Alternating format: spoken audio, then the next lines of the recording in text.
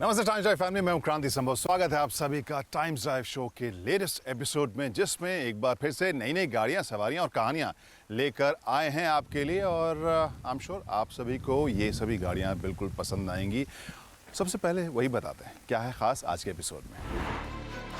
Times drive show में आज आपको ले चलेंगे BIC, जहां पर हम एक्सपीरियंस करने वाले हैं अब तक की सबसे ताकतवर मर्सिडीज AMG।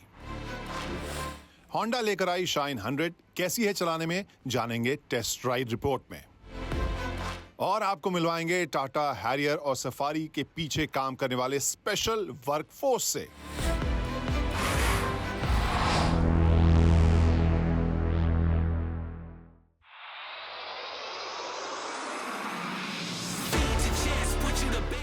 BIC यानी बुद्धा इंटरनेशनल सर्किट। यहाँ पर कई बार कई कारों और मोटरसाइकिल को चलाने हम आ चुके हैं। कभी सुपर कार्स तो कभी सुपर बाइक्स यहाँ भगाई है। एक नहीं, कई लैप्स लगाए हैं इस 5 किलोमीटर लंबे ट्रैक पर। लेकिन आज की कहानी अलग है।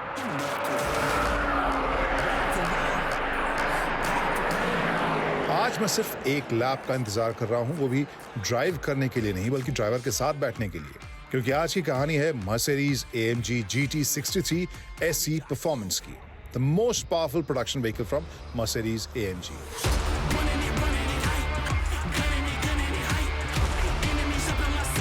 4 लीटर V8 इंजन लगा है इसमें ट्विन टर्बो चार्जर्स के साथ, जिससे ताकत मिल रही है 630 bhp की। साथ में 6.1 kilowatt hour lithium ion battery, जिससे ताकत मिल रही है 201 bhp की। यानी वो कार जिसके पास है टोटल 831 bhp की ताकत और 1470 न्यूटन मीटर का टॉर्क। तो इसी कार में हॉट लैप्स लेने के लिए हम पहुंचे थे BIC, जहां मर्सिडीज ने इसे लॉन्च किया मात्र 3.3 करोड़ में। साथ में ये अनाउंसमेंट भी कि हर AMG GT63 SE परफॉर्मेंस के कस्टमर को कार की चाबी देंगे none other than Mercedes Petronas के रेसर और 7 time F1 champion Lewis Hamilton.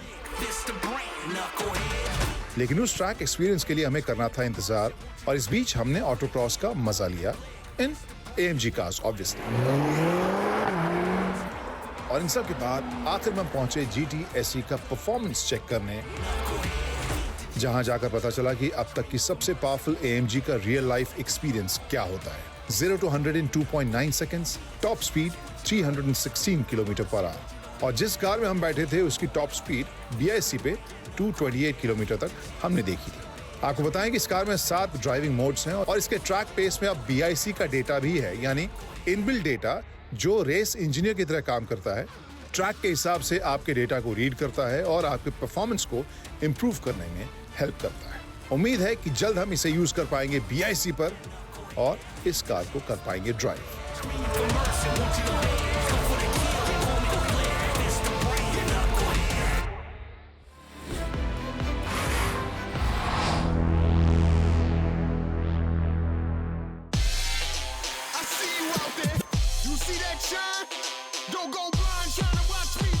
CC bike segment जो है इंडिया में सबसे ज़्यादा डिमांड में रहने वाला सेगमेंट है। अगर एक पर्टिकुलर मैन्युफैक्चरर की बात करें तो तकरीबन 2.5 लाख के आसपास हर महीने अपनी वो 100 CC बाइक्स बेचते हैं।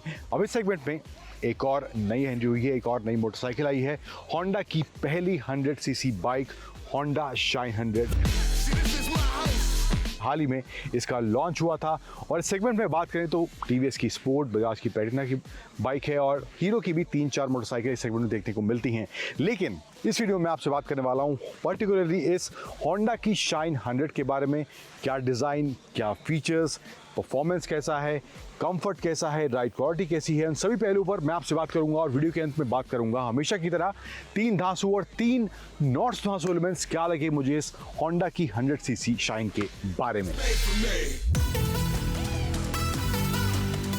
अब शुरुआत कहानी करते हैं इस बाइक के परफॉर्मेंस से। इंजन दिया गया जो 100 CC का इंजन है, इसमें तकरीबन 7.3 bhp का पावर जनरेट करता है और तकरीबन 8 न्यूटन मीटर का टॉर्क ये इंजन जनरेट करता है इस होंडा की शाइन 100 में। अब परफॉर्मेंस कैसा है, राइड क्वालिटी, हैंडलिंग कैसी है, पहले बात कर लेते हैं उसकी। शुरुआत में चलाने में डिसेंट इसका पिकअप है, झटके से पिक होती है, काफ़ी ग्रेजुअली इसका पिकअप देखने को मिलता है एंड इजीली यहाँ पर जिस माहौल में हमने इसको चलाया है, पुणे से 2.5 घंटा आगे ये जगह है एम्बी वैली करके, हमने चलाया इसको जहाँ पर चढ़ाई भी थी, ढलान भी थी, सीधी सड़क भी थी और थोड़ा बहुत ख़राब पैच भी देखने को मिला। तो यहाँ पर इस माहौल में मुझे लगता है परफॉर्मेंस का अच्छा देखने को मिला है। चढ़ाई में थोड़ा सा मुझे लगता है दूसरे गियर में ये इजीली चढ़ जाती है, लेकिन तीसरे गियर में अगर आप चढ़ाने की कोशिश करेंगे तो वो थोड़ा मुश्किल होने वाला है। लेकिन इसके अलावा बाइक जो है काफ़ी स्मूथ चलती है, इंजन का परफॉर्मेंस जो है काफ़ी अच्छा देखने को मिलता है और साथ ही साथ बाइक में जो है कंफर्ट भी काफ़ी अच्छा मुझे देखने को मिला है। सीट कुशनिंग अच्छी है, सस्पेंशन सेटअप भी काफ़ी अच्छे से काम करता है। चाहे तेज़ रफ्तार में जब गड्ढा आया था तो वहाँ पर भी काफ़ी अच्छे से उसको एब्जॉर्ब कर रहा था। कोई दिक्कत मुझे इन टर्म्स ऑफ कंफर्ट इस बाइक में देखने को नहीं मिली है। आते हैं ब्रेकिंग सेटअप पर। तो ब्रेकिंग सेटअप की बात करें तो कॉम ब्रेकिंग सिस्टम का इस्तेमाल इसमें करा गया है, यानी कि CBS इसमें दिया गया है और ब्रेकिंग भी काफ़ी सटीक तरीके से रखती है। तेज़ रफ्तार, धीमी रफ्तार दोनों ही माहौल में ब्रेक्स में भी कोई दिक्कत मुझे इस बाइक में महसूस नहीं हुई है। थोड़ा मुझे अनकंफर्टेबल महसूस हुआ है स्पेशली इसके टैंक को लेकर। इसके टैंक का जो साइज़ है वो मुझे थोड़ा छोटा लगा और चलाते वक्त वो जो गैप बनता है टांगों और टैंक के बीच में वो थोड़ा सा अनकन्वीनियंट या कहें कि थोड़ा सा ऐसे लगता है कि बाइक को चलाते वक्त उतना कॉन्फिडेंस नहीं आ रहा। स्पेशली बाइक को मोड़ते वक्त उतना कॉन्फिडेंस नहीं आता क्योंकि आपकी टांगें जो हैं टैंक से सटी हुई नहीं होती हैं। तो अगर टैंक का साइज़ थोड़ा चौड़ा होता तो मुझे लगता है थोड़ा और इसको चलाने में मज़ा ज़रूर आ सकता था। अब कहानी को आगे बढ़ाते हैं और बात करते हैं इस शाइन 100 के डिज़ाइन और फीचर्स क्या क्या देखने को मिलते हैं। तो फ्रंट पे पहले बात करें, हेडलैम्प जो है इसमें हेलोजन बल्ब का इस्तेमाल करा गया है, कोई DRL इसमें देखने को नहीं मिलता है। टायर्स की बात करें तो टायर जो है इसमें वो ट्यूबलेस नहीं दिए गए हैं, ट्यूब टायर इसमें देखने को मिलते हैं, जबकि मुझे लगता है कि ट्यूबलेस टायर देने चाहिए थे। अब जो कॉम्पिटिशन की बात कर लें, स्प्लेंडर की बात कर लें या फिर TVS स्पोर्ट की बात कर लें या फिर बजाज प्लैटिना की बात करें तो सब में ट्यूबलेस टायर का ऑप्शन देखने को मिलता है। वेरिएंट वाइज डिपेंड करता है कि किसी में ट्यूब है किसी में ट्यूबलेस है, लेकिन क्लोजेस्ट कंपैरेटर अगर हीरो की बात करें तो स्प्लेंडर प्लस में ट्यूबलेस टायर देखने को मिलता है, जो कि इसमें होंडा की शाइन 100 में नहीं दिया गया है। ब्रेक्स जो है फ्रंट में दिए गए हैं, ड्रम ब्रेक्स हैं, रियर में भी ड्रम ब्रेक्स हैं, डिस्क ब्रेक का कोई ऑप्शन नहीं है। साथ ही साथ इसमें कॉम्बी ब्रेकिंग सिस्टम का इस्तेमाल करा गया है, तो CBS वाला सिस्टम इसमें दिया गया है इन टर्म्स ऑफ ब्रेकिंग है। एलॉय व्हील्स आप देखेंगे ब्लैक कलर में इसके एलॉय व्हील्स दिए गए हैं। सस्पेंशन जो है फ्रंट में टेलीस्कोपिक फोक्स देखने को मिलते हैं। साइड में आए तो यहाँ पे डिज़ाइन में ये ग्राफिक दिया गया है, कुछ इस तरह से कलर के ऑप्शन है इसमें, गोल्डन, येलो, ग्रीन, ब्लू, ये हमारे सामने खड़ा है एंड यहाँ पर थोड़ा क्रोम का एलिमेंट दिया गया है इधर नीचे की तरफ एंड शाइन की बड़ी सी ब्रांडिंग यहाँ पर साइड में देखने को मिल रही है। टैंक का साइज़ है मुझे लगता है थोड़ा सा और चौड़ा हो सकता था, जब बैठते वक्त ये काफ़ी अंदर की तरफ लगता है, टांगों और टैंक के बीच में थोड़ा सा गैप बना रहता है, तो वहाँ पर थोड़ा सा मुझे लगता है कमी in terms of tank size थोड़ा सा है। 9 लीटर का इसका ये फ्यूल टैंक देखने को मिलता है। यहाँ पे नीचे की तरफ ये एल्यूमिनियम फिनिश में प्लेट दी गई है इसके एग्जॉस्ट टेल पे एंड रियर में भी कॉयल सस्पेंशन, ट्विन सस्पेंशन दिए गए हैं यहाँ इसके पीछे की तरफ एंड पीछे भी ड्रम ब्रेक का जैसे कि मैंने बताया इसमें देखने को मिलता है। ब्लैक अलॉय व्हील्स एंड जो टायर्स हैं इसमें रियर में दिए गए हैं, टायर का साइज़ है 17 इंच का, फ्रंट में 17 इंच का टायर दिया गया है एंड इसमें जो है इंडिकेटर्स और जो टेल लाइट है वो भी हेलोजन बल्ब के साथ देखने को मिलती है। और इसके बाद बात करें इसकी सीट की तो सिंगल सीट दी गई है एंड सीट का जो लंबाई है वो भी काफ़ी अच्छा है, अच्छा स्पेस यहाँ देखने को मिल रहा है मुझे। चौड़ाई फ्रंट में हल्की सी कम है मुझे लग रहा है, बट ओवरऑल अगर सीट की बात करें तो सीट का लंबाई चौड़ाई ओवरऑल देखने में सही लग रही है एंड बैठने में भी बहुत ज़्यादा दिक्कत इसमें मुझे नहीं हुई, कंफर्टेबल भी चलाने के दौरान मुझे लग रही थी। इसके अलावा बात करें यहाँ पर जो इसका इंस्ट्रूमेंट पैनल दिया गया है, इसमें लेफ्ट साइड में दिया गया है स्पीडोमीटर इसका एंड यहाँ पे रीडिंग आप देख सकते हैं। नॉर्मल एनालॉग डिस्प्ले है, कोई डिजिटल कहीं भी इस्तेमाल नहीं करा गया है। राइट साइड में इसका फ्यूल का इन्फॉर्मेशन देखने को मिल जाएगा, तेल कितना भरा है वो सब इन्फॉर्मेशन यहाँ देखने को मिल रहा है। न्यूट्रल का लाइट है, इंजन का लाइट है, इंडिकेटर का लाइट है और हाई बीम लो बीम का लाइट यहाँ इसमें देखने को मिल रहा है। तो कम्प्लीटली एनालॉग है, कोई डिजिटल कहीं भी इसमें देखने को नहीं मिलता है। जबकि स्प्लेंडर का जो एक्सटेक वाला वर्जन है जो कि थोड़ा सा महंगा चला जाता है, 76,000 के आसपास चला जाता है, वहाँ पर डिजिटल डिस्प्ले दिया गया है एंड उसमें जो है ब्लूटूथ कनेक्टिविटी का ऑप्शन भी देखने को मिलता है। अब थोड़े बहुत फीचर्स मैं कंपेयर कर रहा हूँ, बट मेरा ये भी मानना नहीं है कि ये बाइक बिल्कुल भी कैपेबल नहीं है एंड कुछ भी इसमें दिया नहीं गया है, लेकिन कुछ फीचर्स एडिशनल जो दिए गए हैं वो मैं आपको बताना चाह रहा हूँ ताकि क्लैरिटी थोड़ी ज़्यादा बन सके। तो उस हिसाब से आपको प्राइस भी देना पड़ेगा अगर कुछ ज़्यादा आप ले रहे हैं तो। देन इसमें सेल्फ स्टार्ट का ऑप्शन जो है वो स्टैंडर्ड दिया गया है, जो कि काफ़ी अच्छी बात है। देन किक स्टार्ट का ऑप्शन दिया गया है, यानी कि इसमें सेल्फ और किक वाले जो वेरिएंट इस सेगमेंट में कुछ बाइक्स में देखने को मिलते हैं, अलग अलग वेरिएंट के तौर से बेचे जाते हैं, लेकिन इसमें जो है सेल्फ और किक वाला जो ऑप्शन है वो स्टैंडर्ड रहने वाला है, कोई उसमें कमी नहीं करी गई है और प्राइस भी इसका वही रहेगा, कोई इसका एक्स्ट्रा चार्ज होंडा नहीं कर रही है जैसे कि कुछ और बाइक्स या कुछ और मैन्युफैक्चरर्स करते हैं। देन लेफ्ट साइड में आए तो हाई बीम लो बीम का ऑप्शन है, पास स्विच यहाँ नहीं दिया गया है, इंडिकेटर है एंड यहाँ पे हॉर्न कुछ इस तरह से इसका बजता है, हॉर्न का ऑप्शन यहाँ इसमें देखने को मिल रहा है। नॉर्मल से मिरर हैं, ब्लैक मिरर देखने को मिल रहे हैं, सब कुछ ब्लैक आउट यहाँ देखने को मिल रहा है। तो ये मामला कुछ यहाँ पे इसमें दिया गया है इस होंडा की शाइन 100 में, in terms of design, in terms of features जो यहाँ पर इसमें देखने को मिलता है। अब कुछ ऐसी चीज़ें हैं जहाँ पर इस बाइक में थोड़ा आपको एक्स्ट्रा मिलने वाला है कंपेयर टू कंपटीशन अगर बात करें, जैसे ग्राउंड क्लियरेंस जो है इसमें 168 मिलीमीटर की मिलती है, जबकि स्प्लेंडर में जो है थोड़ी सी कम है, इसे 165 के आसपास उसकी ग्राउंड क्लियरेंस है।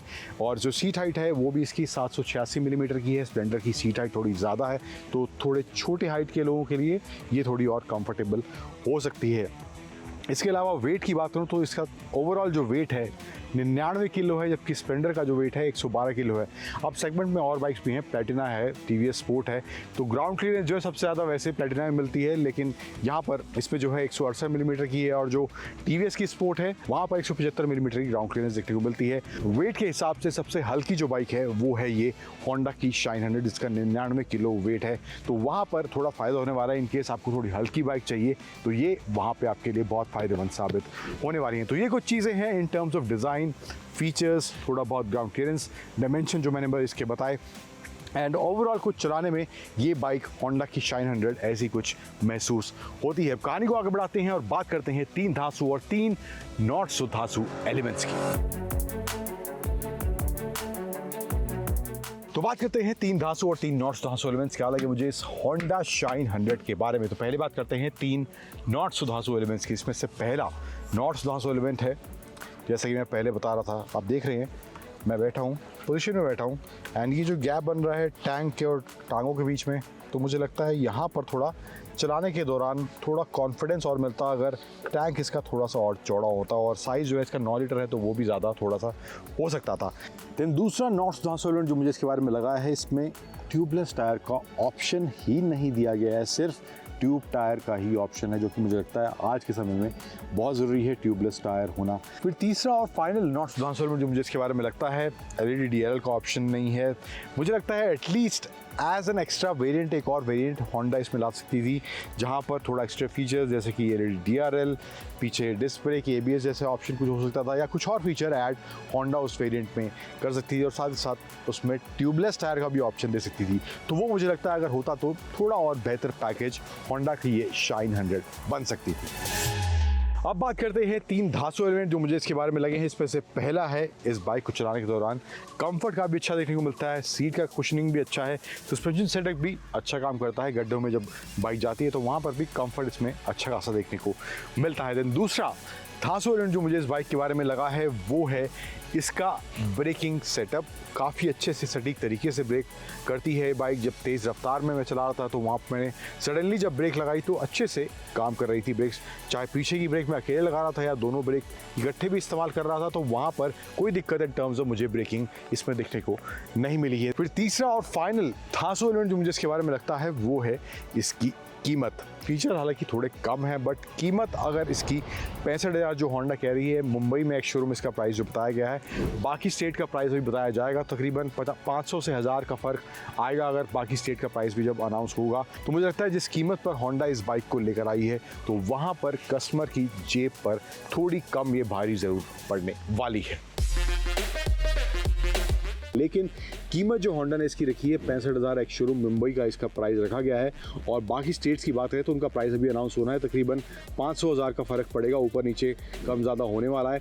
लेकिन इस प्राइस से मुझे लगता है जिस तरह की बाइक होंडा ये लेकर आया है, फीचर्स थोड़े से कम है, बट ओवरऑल मुझे लगता है पैकेज थोड़ा डिसेंट है, और मार्केट में जिस तरह की डिमांड 100 सीसी बाइक्स की रहती है तो वहाँ पर थोड़ी सी सेंध ज़रूर होंडा की शाइन 100 उस सेगमेंट में लगा सकती है। और अगर आप थोड़ा बहुत फीचर से कॉम्प्रोमाइज़ कर सकते हैं, परफॉर्मेंस डिसेंट चाहते हैं एंड साथ ही साथ लुक्स भी अच्छा चाहते हैं एंड राइड हैंडलिंग कंफर्ट अच्छा चाहते हैं, ब्रेकिंग सेटअप अच्छा चाहते हैं, वहाँ पर कोई आपको शिकायत नहीं चाहिए। एंड साथ ही साथ थोड़ा आपका बजट भी कम है और थोड़ा किफ़ायती आप बाइक देख रहे हैं जहाँ पे आपके 5-7 हज़ार बच सकें, तो मुझे लगता है उस मामले में होंडा की शाइन 100 आपके लिए एक अच्छा पैकेज ज़रूर बन सकती है।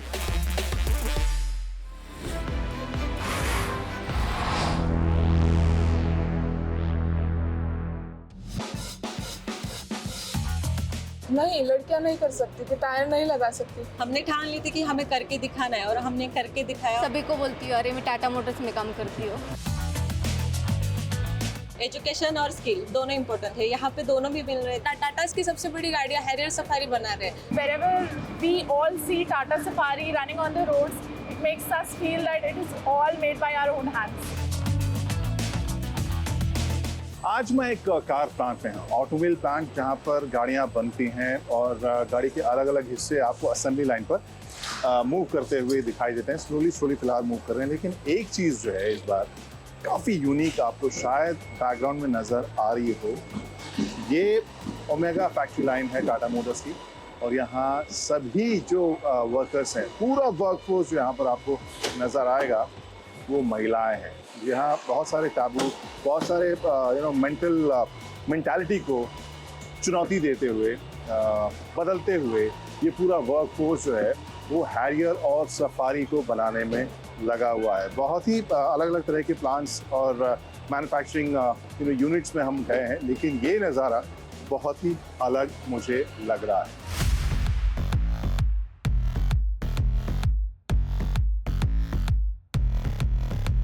We wanted to make sure that we are moving on the path of diversity.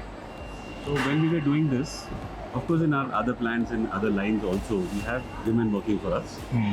But we wanted to take this to the next level. We wanted to prove once for all that women can do all jobs that are necessary for car making. They belong from very humble background और वहाँ से ये लड़कियाँ यहाँ पर आ रही हैं and they take so much pride for what they're doing. So like wherever we all see Tata Safari running on the roads, it makes us feel that it is all made by our own hands. Let's say someone from a town, small town or a village has to come to a city and work, stay alone. There's so many things on the social level that we need to address to make this happen. Initially when we started doing this, so we found that we were not able to get women to participate along with us because there was a huge resistance from their households. Their parents were not ready. Even the girls were feeling not so confident that they can do this job properly. So we had to start by convincing everyone that this is a very serious business.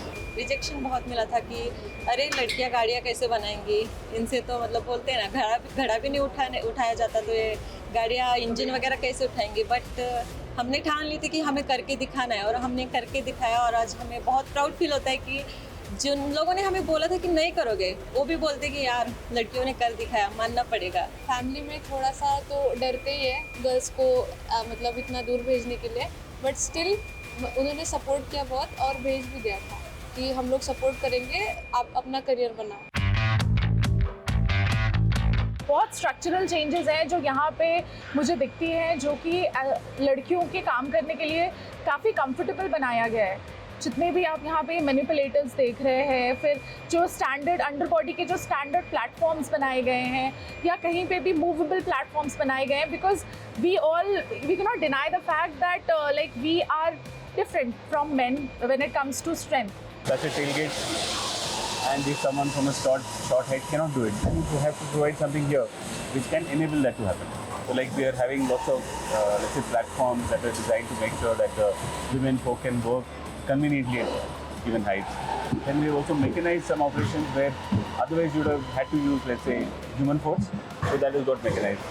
So all these things will keep on helping us to make sure that the women can also do the job same as men can do without a drop in quality. So we take students who have just cleared their high school and train them over the next, first like you saw, about 60 days of training even before you come inside.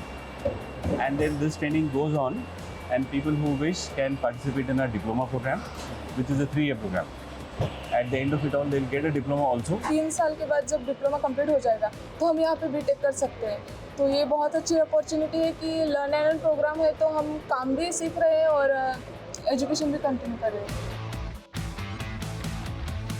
तो गाड़ियाँ जब safari Harrier road पे देखते होगे आप लोग, तो आपको बहुत अच्छा फील होता है। प्राउड होता है। हाँ, ऐसे देखते जाते तो बोलते कि इसकी फिटमेंट मैंने की है, इसका बम्पर मैंने लगाया है, इसका ये मैंने किया। मतलब देखते तो लगता है मतलब बहुत अच्छा फील होता है कि हमने जो बनाया है वो आज लोग देख रहे हैं, चला रहे हैं, वर्ल्ड क्लास बनाएंगे हम इसको। कि हम चाहें तो खुद भी कर सकते हैं। हमारे मन में जो है वो कुछ भी है, साकार करने की हिम्मत हम रख सकते हैं। हम लोग भी इंडस्ट्रीज में वर्क कर सकते हैं और हेवी मटेरियल और हेवी जो भी सामान है हम लोग उठा सकते हैं। हमारे में भी उतनी स्ट्रेंथ है कि हम लोग भी बड़ी बड़ी गाड़ियाँ बना सकते हैं।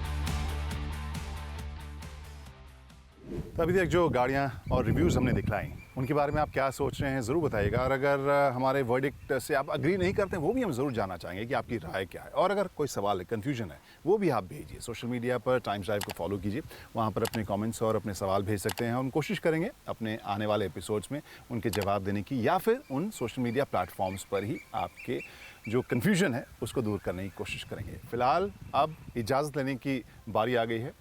हमारी पूरी टीम को दीजिए इजाज़त। अगले हफ्ते कुछ और नई गाड़ियाँ और सवारियाँ लेकर हम हाजिर होंगे आपके सामने। तब तक के लिए बाय बाय। Drive safely. अगर अगली सीट पे बैठे हैं तो भी सीट बेल्ट लगाइए, पिछली सीट पे बैठे हैं तो भी, राइड कर रहे हैं मोटरसाइकिल तो भी, और अगर पिलियन बैठे हैं तो भी हेलमेट ज़रूर लगाइए।